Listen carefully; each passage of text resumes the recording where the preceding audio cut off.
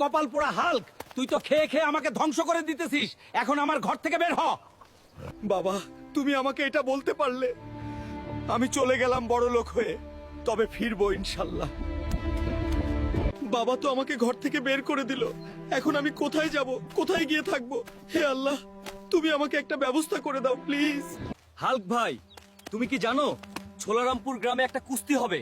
যে জিততে পারবে তাকে নাকি 20 কোটি টাকা দিবে। কি? এই সুযোগ মিস করা যাবে না। যেভাবেই হোক আমি ফাইটে অংশগ্রহণ করব এবং জিতবো। এমন কোন বাপের বেটা আছো যে এই আয়রন ম্যানের সাথে ফাইট করবে এবং তাকে পরাজিত করবে? থাকলেই সামনে আসো। হ্যাঁ, আমি ওই আয়রন ম্যানের সাথে ফাইট করব এবং ওকে আজকে ব্যান্ড বাজাবো।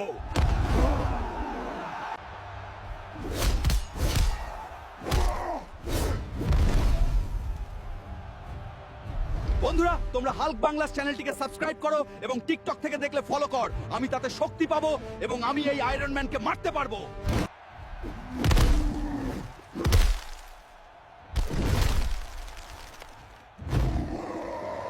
ছোলারামপুর গ্রামে আয়রন ম্যানকে পরাজিত করার কারণে হাল্ককে 20 কোটি টাকা দেওয়া হলো।